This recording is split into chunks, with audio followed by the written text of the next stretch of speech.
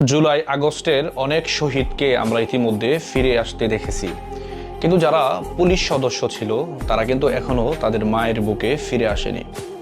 কেন আসেনি এটার জানার ইচ্ছে আমার অনেক সময় হয় যে আসলে তারা কেন ফিরে আসেনি। আপনারা জানেন যে জুলাই আগস্টের যেই তাণ্ডব বাংলাদেশে চলেছিল, ওই সময় বিভিন্ন থানাতে তাদেরকে লক করে তাদেরকে পুড়িয়ে দেওয়া হয়েছিল, এবং কি অন্তঃসত্ত্বা যে নারী, তার যে পেটে বাচ্চা ছিল, সেই বাচ্চা সহ কিন্তু সেই নারীও কিন্তু বাঁচতে পারেনি। আজকে যদি আপনি বিবেক দিয়ে, আপনার অন্তর্চক্ষু দিয়ে যদি আপনি দেখেন যে আমাদের বাংলাদেশে যারা পুলিশ সদস্য ছিল তারা কি আমাদের দেশের নাগরিক ছিল না? অবশ্যই আমাদের দেশের নাগরিক তারা ছিল, কিন্তু অনেক শহীদরা ফিরে আসছে, কিন্তু পুলিশরা কেন ফিরে আসেনি? পুলিশরা এজন্যই ফিরে আসেনি কারণ তারা প্রকৃত অর্থে নিহত হয়েছে। এবং কি ব্যারিস্টার ফুহাদ একটি কথা বলেছে, তার নিজের মুখের স্টেটমেন্ট, যে আমাদের বাংলাদেশে পুলিশদেরকে জবাই করে হত্যা করা হয়েছে। এরকম 200-250-300 বলছে সে তার মুখে, কিন্তু আসলে এটি প্রায় 2000-এর উপরে হবে, এরকমটা কিন্তু তথ্য আসছে ইতিমধ্যে।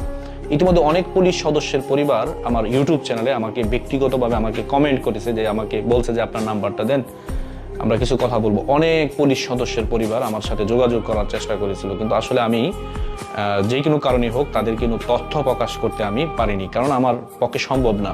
কারণ আপনি দেশে সত্য কথা যদি বলেন আপনিও রেহাই পাবেন না। তার অনেক শহীদ যারা ছিল তারা কিন্তু ফিরে আসছে ঠিকই, কিন্তু পুলিশ সদস্যরা আর ফিরে আসবে না। এখন তাদের সবচেয়ে বড় দোষ কি? অনেক পুলিশ সদস্যকে আমি জিজ্ঞাসা করেছিলাম যে আপনাদের উপরে অভিযোগ দেওয়া হয় যে আপনারা ছাত্রদেরকে গুলি করেছেন, কিন্তু তারা একটি প্রশ্ন বা আমাকে ছুড়ে দেয় যে ভাই, আপনি কি জানেন আমাদেরকে শুধু রাবার বুলেট নিক্ষেপ করার জন্য বলা হয়েছে, আমরা রাবার বুলেট নিক্ষেপ করেছি, কিন্তু আন্দোলনের ভিতরে কে বা কারা ঢুকে তাদেরকে গুলি করেছে সেটি আমরা দেখতে পারিনি। কেউ ছাদ থেকে গুলি করেছে, কেউ থেকে গুলি করেছে, কিন্তু সেটি আমরা দেখিনি। অথচ এই দায়ভার আমাদের উপরে চাপানো হয়েছে যে আমরা তাদেরকে গুলি করে হত্যা করেছি।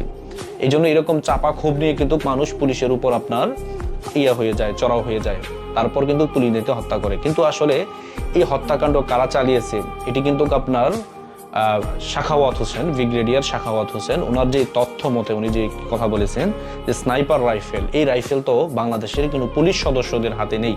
তাহলে ছাত্ররা কিভাবে মারা গেল, বা আসলে এই অস্ত্র কোথা থেকে আসলো, কিভাবে আসলো?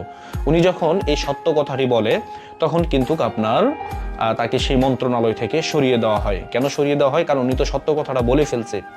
এখন যদি এই তথ্য ফাঁস হয়ে যায়, কারা এই আন্দোলনে ঢুকে ছাত্রদেরকে গুলি করেছে, এগুলো যদি ফাঁস হয় তাহলে কিন্তু একটি বড় ধরনের সমস্যায় পড়বে এই অন্তর্বর্তীকালীন সরকার। এখন সেই সিক্রেট বিষয়গুলো গোপন রাখতে গিয়ে কিন্তু ওনাকে